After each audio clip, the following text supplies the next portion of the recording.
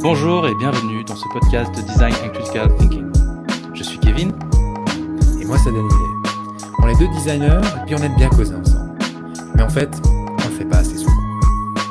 Et ce podcast, c'est d'ailleurs juste une bonne excuse pour nous de se rencontrer et de parler de nos métiers. D'ailleurs, c'est ce qu'on va faire maintenant. Aujourd'hui, on est là pour un sujet qu'on a choisi qui est définition des limites par le négatif. Puis on a un peu quelques points qu'on va essayer d'aborder en fait. Qui est un peu, le premier c'est, en disant ce que ça fait pas, ça permet de mettre un peu des frontières et des limites à des projets. Le fait d'utiliser la négative pour définir des choses peut aussi servir tout au début d'un projet pour définir où est-ce qu'on va aller, où est-ce qu'on ne va pas aller. On va peut-être toucher à des éléments un peu d'éthique.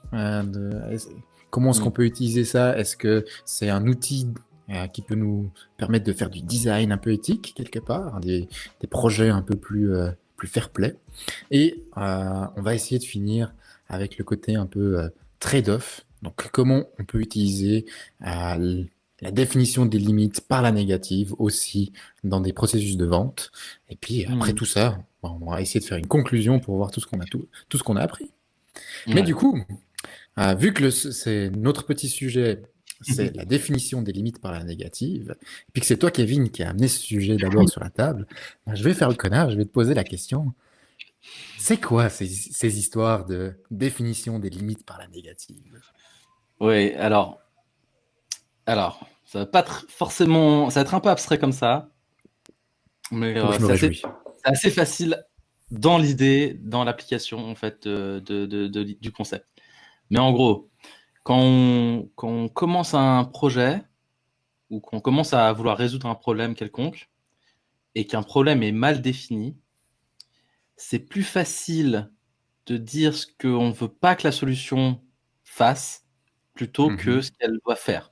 Parce qu'en fait, ce qu'elle doit faire, c'est difficile déjà de le savoir au tout début du projet. Par contre, on a des idées, c'est plus facile d'émettre des idées en pensant à ce qu'on ne veut pas que ce soit, ou que ça ait comme conséquence, ou que ça ait comme impact, ou dire qu'est-ce qu'on ne voudrait pas que ça résolve, par exemple.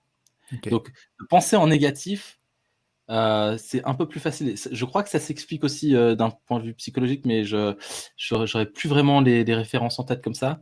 Mais je sais que notre cerveau a de la facilité à penser en termes de négation, en tout cas de ce qu'on ne voudrait pas. Quand tu poses la question à quelqu'un de dire qu'est-ce que tu voudrais pas que soit quelque chose, et ben c'est plus facile de générer des idées autour de ça et de commencer par un aspect un peu négatif comme ça pour le transformer un peu en côté positif. Et d'ailleurs, c'est un exercice dans Design Thinking qu'on utilise qui s'appelle c'est le Worst Idea Possible. Je crois, c'est cet exercice qu'on peut utiliser pour générer des mauvaises idées et les transformer en bonnes idées. C'est un peu ça en fait le principe, c'est se dire ok, qu'est-ce qu'on veut pas que les choses soient. Et ça s'applique très bien aussi en éthique parce qu'en fait on en a parlé un peu, mais on va toujours chercher un peu à savoir qu'est-ce qu'on veut. Enfin, c'est plus facile de se dire qu'est-ce qu'on voudrait pas que ça fasse en termes de problème, en termes que la solution que tu implémentes n'est pas comme conséquence, que de penser aux conséquences positives que tu voudrais que ça ait, en fait. Parce qu'elles sont plus difficiles à attraper, quoi. Du coup, si je prends un exemple un peu... tu sais, j'ai toujours avoir des images toutes simples. Hein. Oui. Si on prend une image toute simple, ça serait... si je veux acheter une voiture, toi, tu me dirais, par la négative, tu me dirais donc, c'est en tout cas pas une limousine, c'est en tout cas pas un camion. Ouais. Puis je veux en tout cas pas qu'on puisse être que moi et ma femme dedans. Voilà, par exemple. Donc là, je sais, ok, donc il n'est pas sur un truc très cher, il n'est pas sur un truc où on peut mettre des tonnes et des tonnes et des tonnes. Donc on commence à sentir que finalement, par la négative, c'est une voiture de famille un peu avec un budget un peu classique. Exactement. C'est ce qui est toujours intéressant avec cette approche, je trouve, dans la plupart des cas, c'est que tu commences à mettre des frontières autour de la définition que tu es en train de créer, du contexte dans lequel se produit le problème, du problème en soi. Et en excluant les possibilités que tu veux pas qu'ils se produisent, nécessairement, ça te permet de te recentrer après sur tout ce que tu voudrais que ce soit, en fait. Et ça te permet de dire, on était d'accord sur le fait qu'on voulait pas que ce soit ça, donc on va pas penser à des solutions qui vont aller dans ce sens-là. Et donc, en fait, tu t'enlèves, en fait, tu décomplexifies une situation qui serait complexe, en l'occurrence.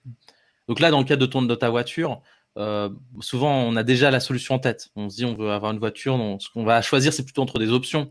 Ouais. Mais si on l'applique à quelque chose de peut-être plus large, ce serait quoi un bon exemple? Un bon exemple. C'est quoi un moment où toi, dans les 6 derniers mois, tu as fait cet exercice avec tes équipes, avec les gens avec lesquels tu travailles, où tu leur as dit, mais définissons ce que c'est pas, ou ce que ça fait pas. Tu as un exemple d'un truc que tu as vécu, par exemple, par rapport à ça?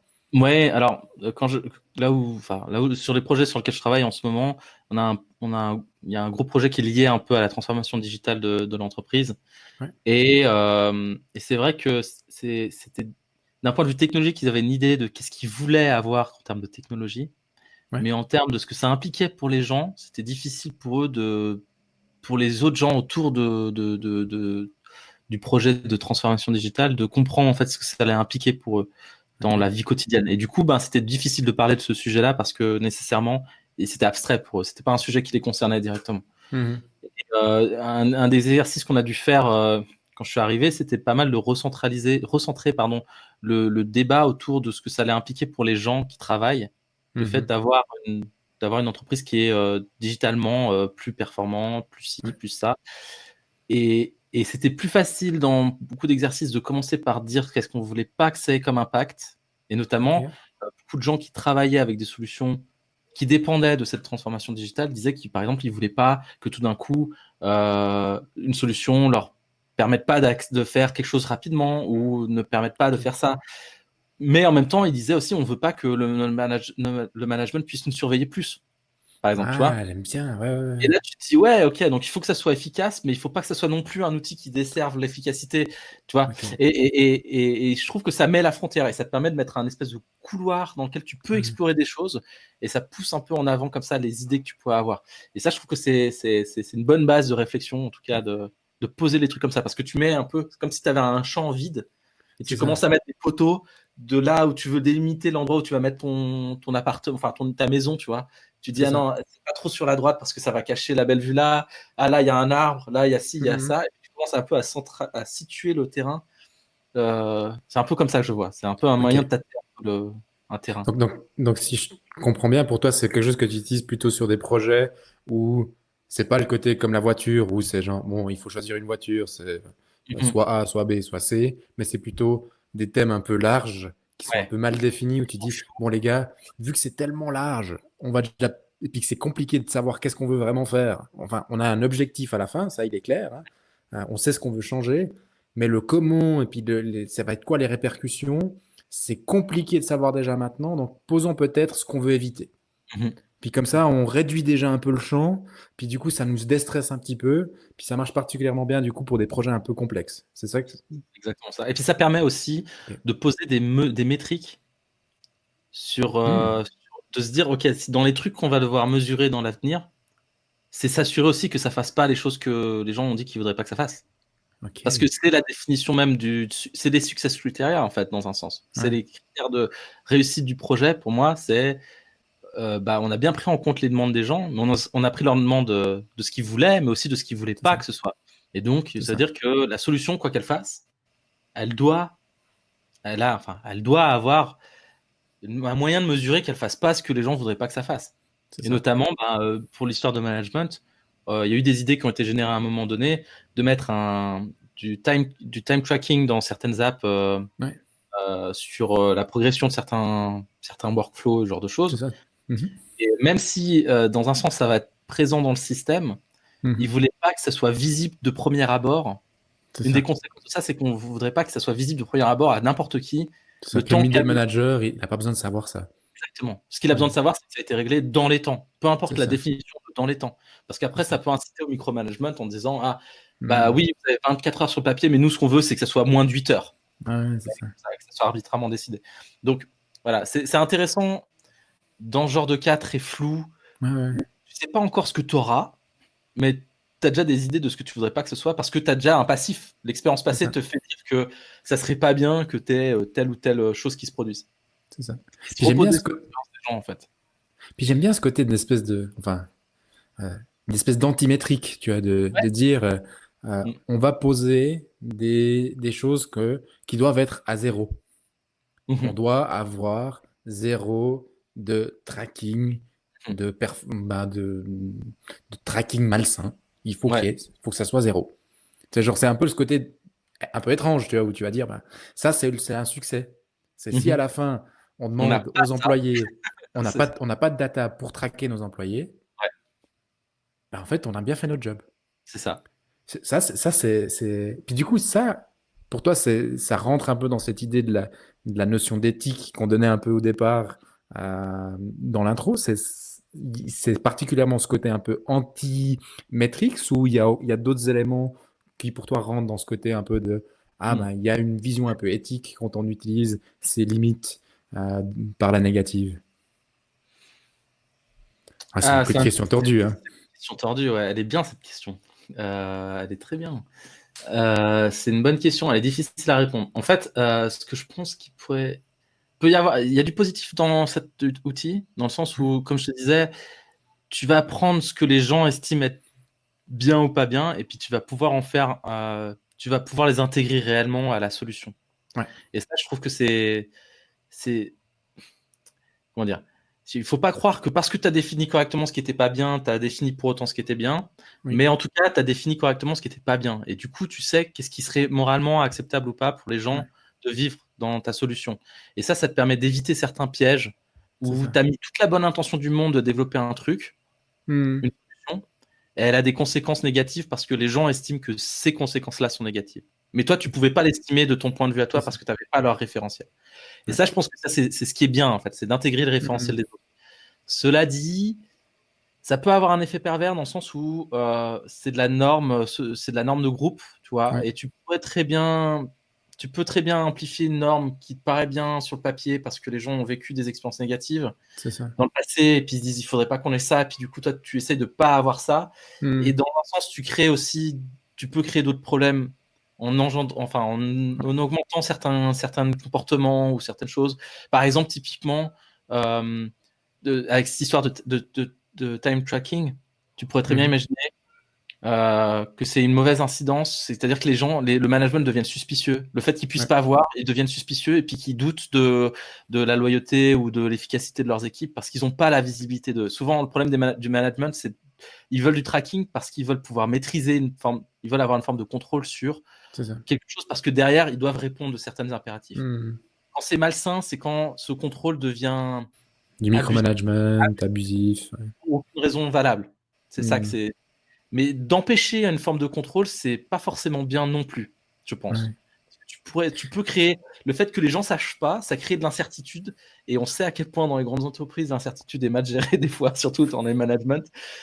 Et ça peut créer de la suspicion vraiment. Et j'ai déjà Ouais. vu des cas où ça a été émis clairement comme étant un problème. De se dire non, Ouais. mais qui disent qu'ils veulent pas du time tracking, je l'ai vécu, hein, des Ouais. workshops où ils disent bah, c'est bien que vous vouliez pas du time tracking, mais nous, on est le management et on sait qu'on en a besoin juste pour pouvoir Ouais. reporter correctement nos choses.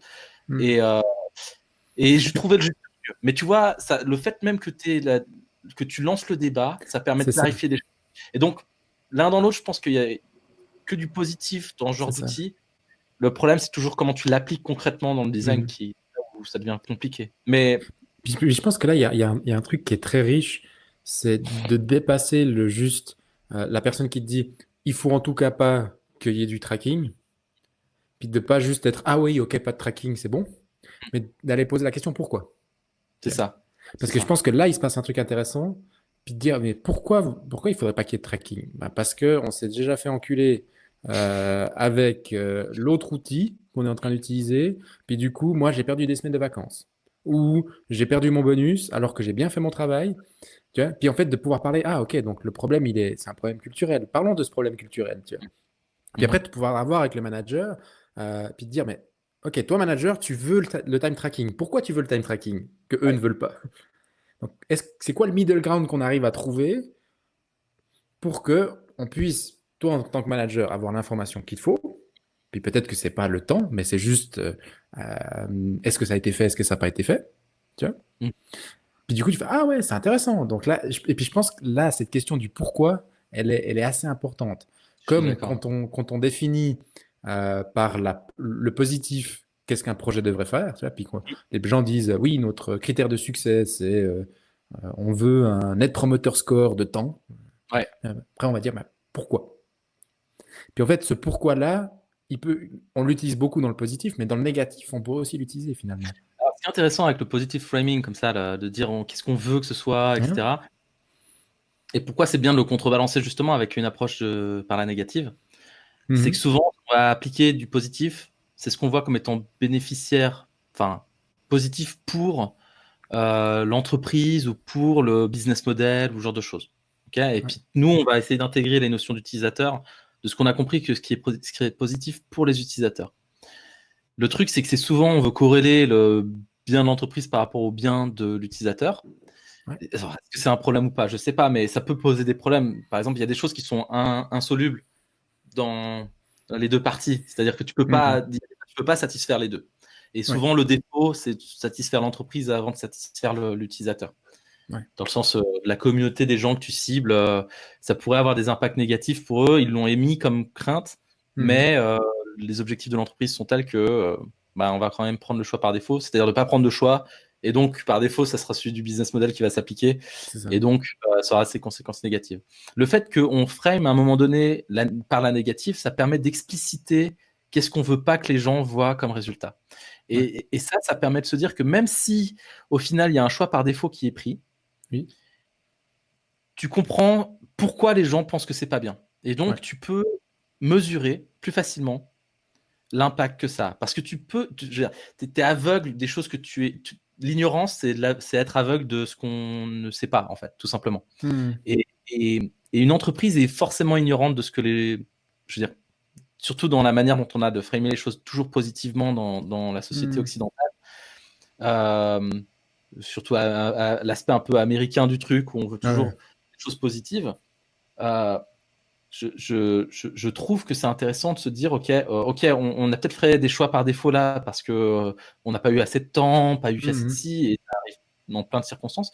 Mais on a pris en compte on a des critères qu'on est capable de mesurer, Ouais.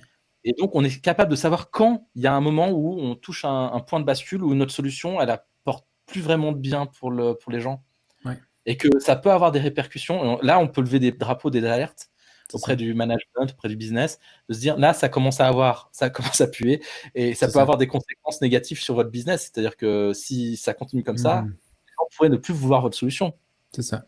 parce qu'on commence à en parler en mal pour X ou X raisons. Et c'est aussi, je pense, notre rôle que d'être capable de traquer ce genre de choses. Et pour ça, il faut les avoir explicités, et puis il faut en être conscient.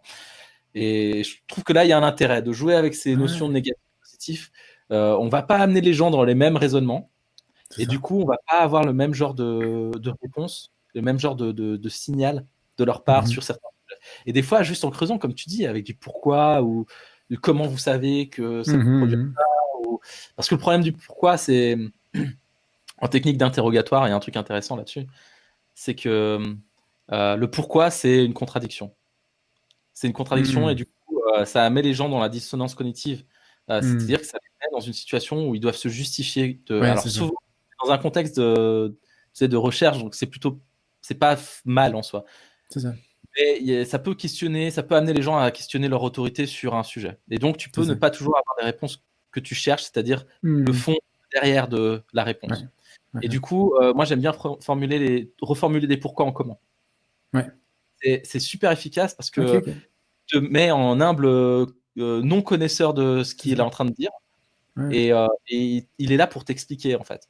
Et Ok, le ok. comment, c'est magique aussi. Mais c'est presque un autre sujet. Ah, c'est Mais cool. Mais c'est un bon tips. C'est un bon tips ouais, d'interview. C'est un bon tips d'interview.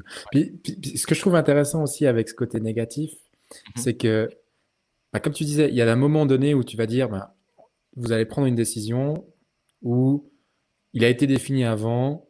On reste avec cet exemple du tracking, parce que ouais, il est rigolo, puis il est clair. Donc, ouais, ça a été défini au début, pas de tracking. En tout cas, pas de tracking. Puis tout d'un coup, au fur et à mesure du projet, on va dire, par contre, ça serait vraiment important qu'on le traque. mhm, Et ce que ça permet de faire aussi, je me dis, c'est quand tu lances le produit ou le service, de dire aux gens, regardez, on traque ce truc-là, on le traque. Mhm. Et pourquoi? Ouais, Et d'être pourquoi on a décidé de transparent. le faire? Et qu'on Transparent, soit transparent, puis qu'on soit clair. Certains d'entre vous disent, on définit que le tracking, c'était en tout cas pas ce qu'ils voulaient. Là, dans ce cas-là, on a décidé de le faire quand même, pour cette raison-là. ouais. Mhm. Et puis après, ben, voilà, on est dans un contexte, ben, t'es dans une entreprise, ben, il y a des choix qui sont faits, t'es pas forcément d'accord avec tous les choix non plus, Non. mais au moins, tu es informé de, OK, j'ai été entendu Mhm. et il y a une bonne raison, enfin, il pense en tout cas que c'est une bonne raison pour le faire. Mhm. Tu vois. Puis du coup, je peux comprendre et je peux contextualiser, puis au pire, ben, je peux juste dire, écoute, moi, je vais pas utiliser ce truc-là parce que ben, j'ai dit clairement qu'au départ, je pouvais pas rentrer dans ce processus. Mhm. Et puis après, ben ça, c'est des questions RH après. Hein. C'est autre chose. Mais au moins, ça permet d'un peu prévenir déjà le comment dire, la retenue des gens. Tu vois. Vu qu'ils t'ont dit, en tout cas, on veut pas ça, si tu le fais un peu quand même, tu vas pouvoir dire, bah, on sait que ça risque d'être un problème. Puis du coup, bah, comment est-ce que tu amènes cette question-là? Puis comment est-ce que tu justifies que tu n'as pas suivi le conseil C'est qui t'a été ça. donné? Mais au moins, Ouais. tu as toutes les variables pour pouvoir répondre à C'est la ça. question, pouvoir justifier, pouvoir. Et je pense que, ouais, comme tu dis, ça fait partie de la transparence. C'est déjà de dire que tu es conscient d'eux C'est ça. et après d'expliquer pourquoi tu prends quand même une décision. Là, j'ai presque envie de dire, tout en donnant le choix de donner une alternative aux gens, mais dans Après ça l'idéal, dépend des contextes, quoi. là, en l'occurrence, moi, je travaille beaucoup sur des outils internes, donc les gens, ils ont rarement le choix d'utiliser autre chose C'est que ça. l'outil interne. Donc, mais voilà, je sais pas, pour retourner un peu la question vers toi, Mhm. est-ce que tu vois des applications, des cas où tu aurais voulu, où tu vois que ça aurait été utile, et ou sinon, quelque chose que tu fais aujourd'hui qui se rapproche un peu dans l'idée de cette approche par la négative. Ouais. Alors c'est intéressant parce que moi, de ce que j'entends, tu l'utilises pas mal au début du projet. C'est pour définir les choses. Puis moi, j'ai remarqué que j'utilise pas mal le même truc euh, avant même que le projet ait commencé, puis avant même qu'il soit signé. Souvent, moi, Mhm. je le fais plus dans la partie un peu de vente, tu vois. Où, bon, moi, je vends pas mal de workshops, tu vois. Donc, je vais arriver chez un client et puis il m'a défini son problème. Je vais lui faire 3 offres, tu vois. Et puis là, je vais lui dire, OK, il y a 3 options de workshop dans le temps que vous m'avez donné, dans le prix que vous m'avez donné, dans le sujet que vous m'avez donné. Puis en fait, je leur montre les 3 options. Puis en fait, pour chaque option, je vais toujours montrer qu'est-ce que ça fait et qu'est-ce que ça fait pas. Tu vois. Donc, Ouais. du style, une option de workshop, c'est super, ça va permettre de faire de la conversation, ça va permettre aux gens d'exprimer leur avis, ça va vous donner plein d'informations sur ce qu'ils pensent. Par contre, il n'y aura pas de décision finale. Ah.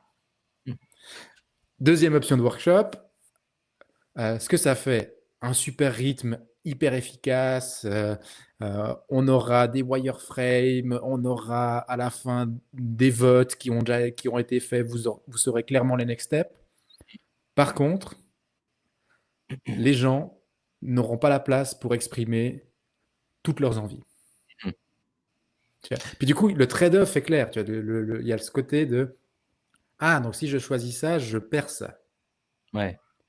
Puis je pense que ça crée une conversation, en tout cas pour moi, parce que finalement, ce qui se passe, c'est jamais une des 3 options que je propose qui est choisie, mais c'est toujours un. Et si on prenait un peu de un On faisait avec l'autre et et qu'on faisait avec l'autre, puis là tu fais oui, possible, mais alors on doit enlever celui-là. ouais. Ouais, et puis ça te permet de faire un peu du custom, quoi. Ouais, et puis surtout, pour moi, ça me permet surtout d'arriver dans une démarche où on est au clair, surtout dans les workshops, où quel est l'espace qu'on laisse aux gens, tu vois? C'est ça. Est-ce qu'on est là pour prendre l'information qu'ils ont, Mm. tu vois? Et puis juste, l'objectif du workshop, c'est de prendre toute l'information qu'elle a, et puis on est bon? Ou est-ce que l'objectif, c'est de laisser de l'espace de conversation, que les gens puissent s'exprimer, que ça soit aussi un moment sympa, tu vois? Et ça, Et c'est puis du coup, super intéressant ce que tu dis, hein. Mais je te laisse finir, mais c'est vas-y. après, je rebondisse parce que c'est super intéressant ce que tu dis.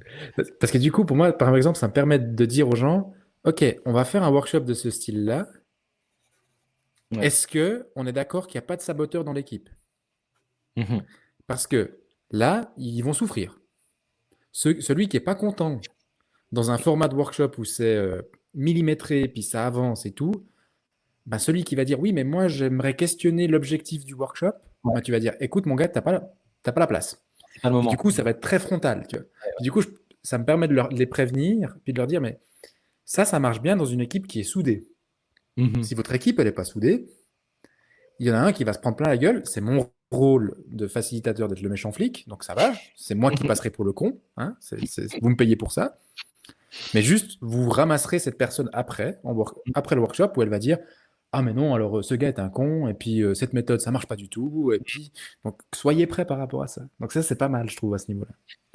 Ouais, c'est bien. Et ouais, en fait, tu mets des règles, en fait, tu éclaircis les règles, et puis ça revient un peu sur notre discussion qu'on a eue sur un autre sujet, mais en parlant de la transparence, quoi. Ça fait partie de la transparence. Mais pour être transparent, autant faut-il être conscient justement du cadre que tu mets à disposition des gens. Et pour revenir sur ce sujet-là, et tu parlais de l'espace dans lequel que tu donnes aux gens pour pouvoir échanger. Je pense que au-delà du format workshop où Ouais, là tu définis le terrain sur lequel on va pouvoir échanger, c'est ça. euh, juste l'approche par la négative sur un problème non défini ou pas Ouais. correctement défini, c'est la définition du problem space en fait. Ça te permet de commencer à mettre la base sur laquelle tu vas commencer à pouvoir explorer. Donc, comme je disais, sur un terrain vierge sur lequel tu es en train de poser des pylônes Mhm. pour définir l'espace sur lequel tu vas construire ta maison, dans l'idée, c'est un peu la même idée, quoi. C'est que tu définis clairement la zone dans laquelle tu vas commencer à pouvoir travailler, à explorer des idées, euh, explorer des solutions. Et je Mhm. pense que ça, c'est ce que tu dis, c'est clé, quoi. C'est vraiment que tu Je vais te poser une définisses question, con. que tu définisses par la positive ou la négative, c'est pas forcément pour moi un choix de dire il faut faire ou positif ou négatif. C'est ça? Il faut faire les deux, mais je Mhm. pense qu'aujourd'hui on fait pas assez par la négative. Je Ouais. trouve que c'est intéressant pour ça. Dis-moi, tu avais une question. Question con. Oui. Pour moi, les gens qui ont. J'entends souvent problem space. Il faut, Ouais. genre, tu vois, les articles. We have to define the problem space rather than the solution space. Mhm. J'ai jamais vraiment suivi ce délire. Enfin, suivi dans le sens que je me suis jamais vraiment intéressé à lire ces articles-là. Du coup, pour toi, c'est quoi le problem space? C'est Juste un pour que autre je comprenne un peu comment tu sujet. tiques. C'est presque un autre sujet de podcast, ça, hein. Ah, je suis Mais, salaud, hein. mais non, mais alors c'est une bonne question. C'est une bonne question. Moi, comment je définis le problem space, Enfin, c'est vraiment. pour le néophyte qui n'a jamais entendu le terme problem space. Tu vois. C'est quoi la différence, peut-être très simplement, entre un problem space et un solution space? Donc Ok. un espace de problème ou un espace de solution. Bon, alors, si on prend l'approche, je vais l'utiliser pour l'explication, même si c'est pas forcément comme ça qu'il faut voir les choses. Mais si C'est je une prends la, simplification. exactement. Mais si je prends l'approche du double diamond classique du design thinking, c'est-à-dire Oui. dans une première phase, j'explore, puis après je converge, et puis après je explore à nouveau, puis je Mhm. reconverge. Dans le premier diamant, tu veux Mhm. explorer le problème. Et c'est Ouais. là que tu définis le problem space. Donc en gros, définir le problem space, c'est comprendre dans quel contexte se produit le problème, X ou Y, Ok. euh, quels gens il implique, quelles personnes sont impactées par ce problème-là, qu'est-ce qu'il implique pour ces gens-là, qu'est-ce qu'il implique pour l'environnement dans lequel ils sont, euh, qu'est-ce que l'entreprise peut éventuellement en retirer, ce genre de choses. Tu vois, tu veux définir un cadre dans Hmm. lequel tu comprends bien Le tout ce que contexte. le Ouais. problème implique, en fait. Et une fois Hmm. que tu as posé ce jalon, c'est une base, c'est un socle pour pouvoir définir la solution. Ouais. Et si tu n'as pas un socle bien défini, ben, tu pourras avoir une solution bien définie, basée sur un Hmm. socle non bien défini, et du coup, rater la cible. C'est un peu Ouais. ça l'idée. Ok, ok. Et par exemple, typiquement, une solution d'application, là où il n'y a pas besoin d'application, ça a arrivé à un nombre incalculable de fois de startups qui ont développé des applications et des gens qui leur ont répondu jamais on achètera des trucs comme ça sert à rien. C'est ça. Quand je fais de la natation, j'ai pas mon téléphone devant moi. Donc une application qui me permet de savoir la brasse coulée. Euh, je te donne un exemple con, Ouais. mais C'est il y, a ça, c'est il ça. y a un contexte au problème Ouais. qui implique qu'une solution Ok. doit répondre à ce contexte-là. Si tu définis pas bien le contexte, ta solution Ok. pourrait ne pas marcher pour ce Ok. contexte-là. Donc Et c'est du à ça que coup, j'entends par problem space, c'est bien définir les contours du problème Et du coup, ben, le faire par la négative, comme on en parlait, ça permet de dire les endroits où tu veux pas aller. Ça permet juste de dire les endroits où tu peux pas aller, et donc ça commence à dessiner la frontière du truc plus rapidement, dans un sens, que si tu fais que par la positive, parce que quand tu frames par la positive et que tu es en phase d'exploration, bah, tu vas vouloir explorer encore plus loin, forcément. Et donc ça va t'amener sur un cheminement où tu peux t'égarer sur des sujets. Et donc de framer par la négative, ça te dit, bah, ça c'est une zone où on va pas aller explorer. Si tu prends les jeux de guerre, hein, ou les jeux de stratégie, tu sais, les maps sont couvertes de fog, le fog le brouillard de début, tu vois pas la carte. Et souvent, comme des jeux dans Civilization, même quand tu as découvert toute la carte, tu as une zone de visibilité qui est donnée. Qui est réduite. Tu peux pas aller voir plus loin, à moins que ton pion avance, à moins que tes personnages avancent.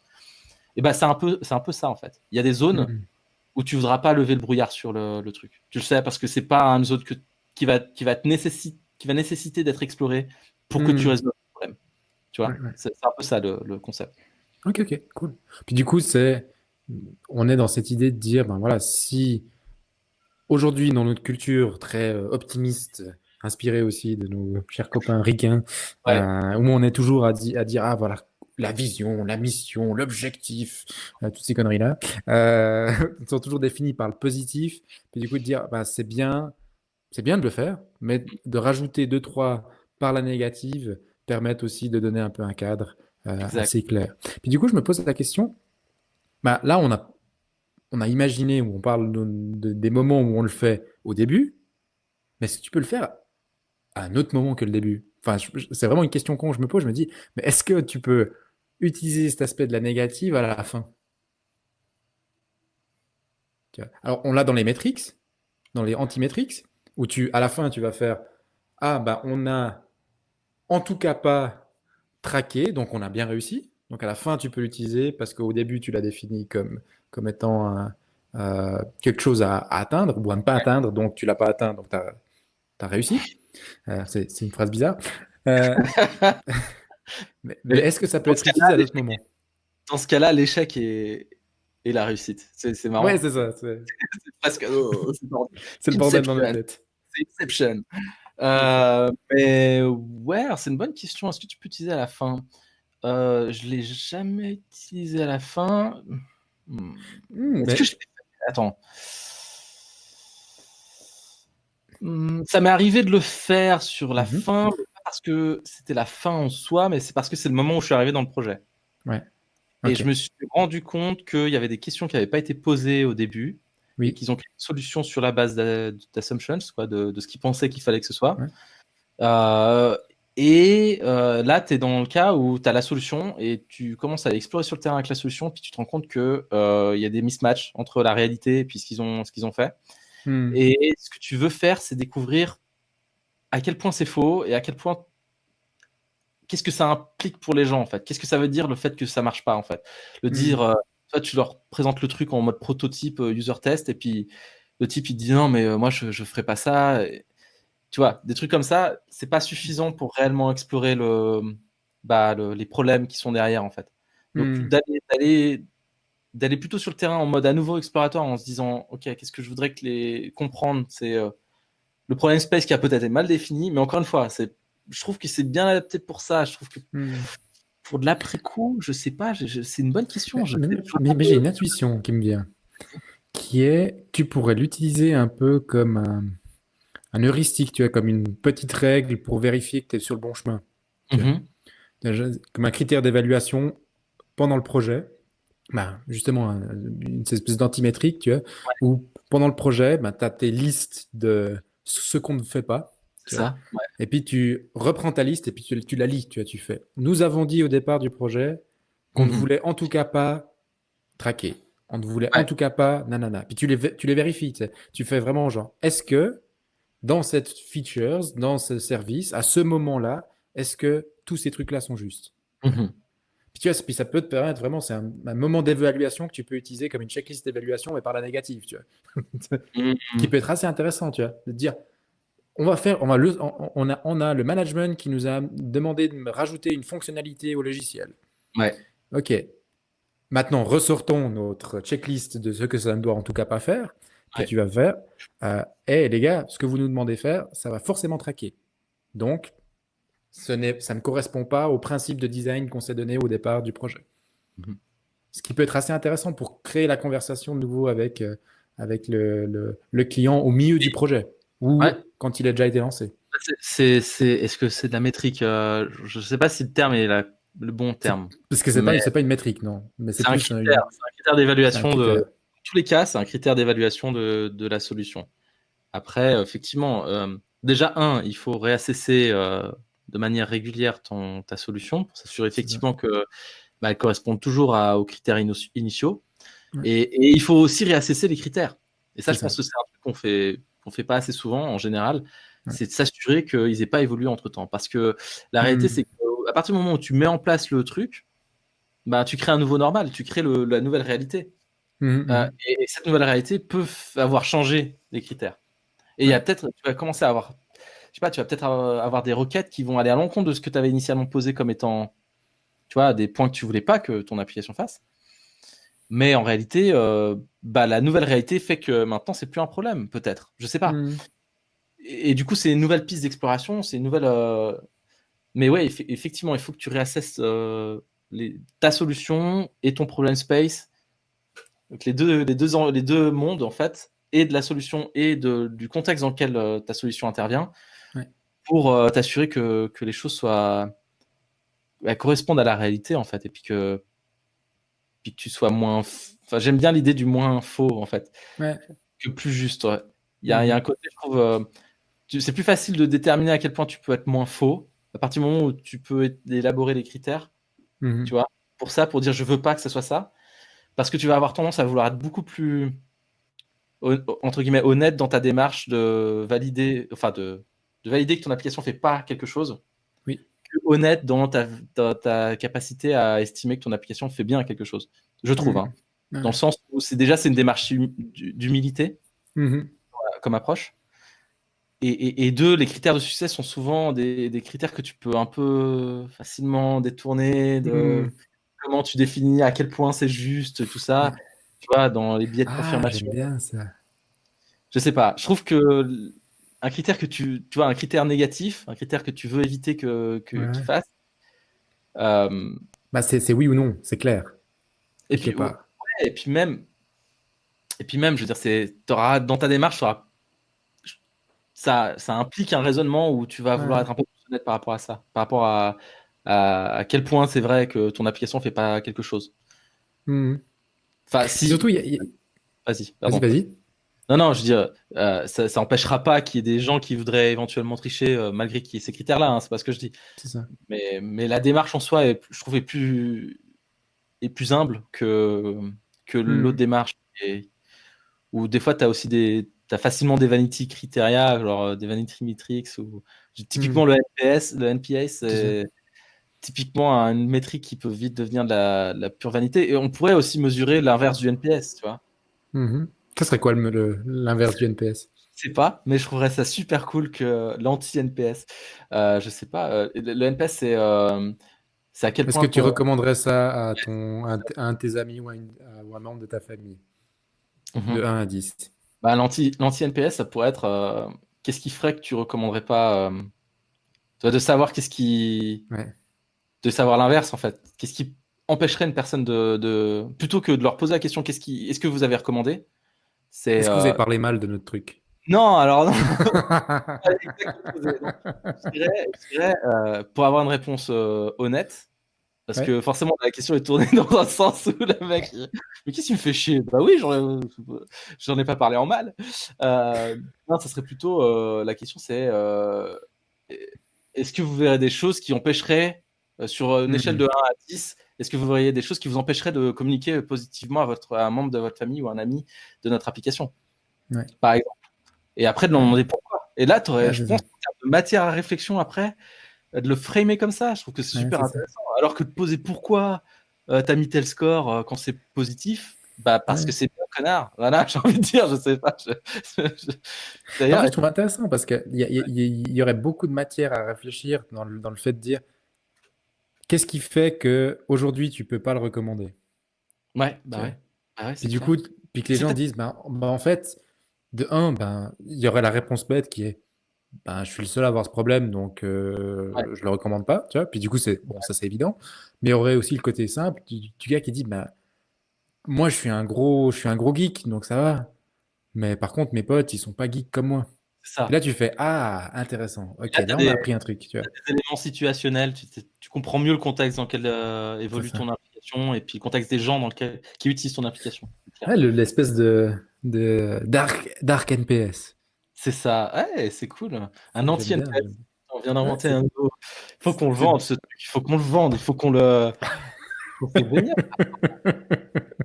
c'est le ANPS. Ah ouais, Non, parce qu'il ANPS. faut le rendre sérieux, tu vois, comme ça. Le ANPS, on est pas mal. Ah, c'est Trop cool, cool. j'aime bien. Tu veux Limite par conclure? la négative. Ouais, je me dis, j'ai un peu l'impression qu'on a fait le tour du sujet. Ouais. Euh, Après, il y aurait beaucoup d'exemples à donner. On peut, tu vois, il y a plein de petits exemples de sites internet qui utilisent ça aussi pour rassurer les gens, de dire en tout cas, voilà ce qu'on ne fera pas. Ouais. Ou vous trouvez ce service génial, avant de l'acheter, sachez qu'il n'est pas fait pour ces gens-là. Tu vois. Mhm. Donc, Mhm. il y a plein d'exemples. Je pense que là, on pourrait rentrer dans plein de petites histoires, de Ouais. choses comme ça. Mais en tout cas, moi, ce que j'ai appris avec ça, c'est le fait qu'on peut vraiment beaucoup utiliser cette approche de utiliser la négative pour définir ce qu'on ne fera pas. Ça peut être vraiment très pratique au début d'un projet. Ça peut Ouais. être vachement pratique aussi d'un point de vue quelque part un peu éthique pour vérifier que à la fin d'un projet de se dire est-ce qu'on a vraiment suivi toutes les normes ou tous les principes qu'on s'est donnés, puis de pouvoir être un Mhm. peu plus transparent en disant vous nous aviez dit au début que vous voulez pas qu'on traque, on le fait quand même un peu, voilà pourquoi on le fait. Et puis tout ce côté, finalement, ça peut aussi être utilisé dans des trucs tout cons comme un anti-NPS pour un peu découvrir des nouvelles choses, quoi, de pourquoi pas poser des questions dans des moments de recherche utilisateur en utilisant aussi ça par la négative, quoi. Ouais. Donc, Ouais. parce qu'on a une tendance culturellement à être toujours dans le positif, est-ce qu'on parlerait plutôt aussi de temps en temps des trucs un peu qui fâchent et puis qui marchent pas. Moi, j'aime bien.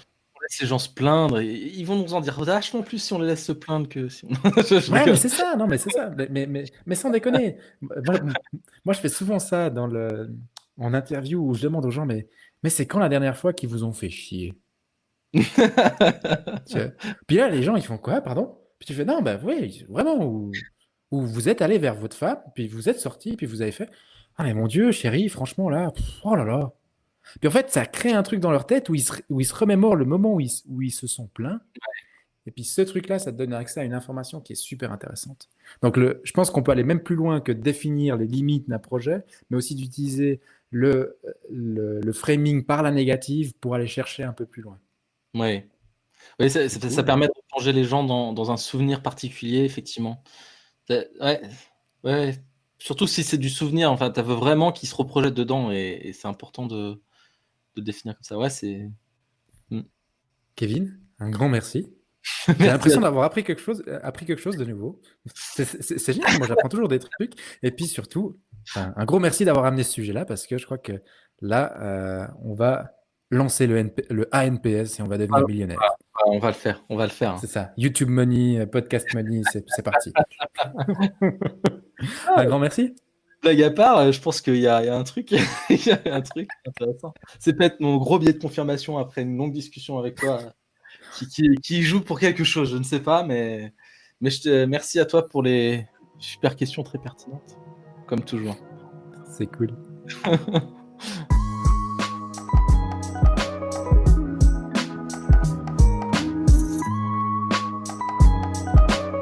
Merci de nous avoir écoutés jusqu'ici. Et on se retrouve au prochain épisode.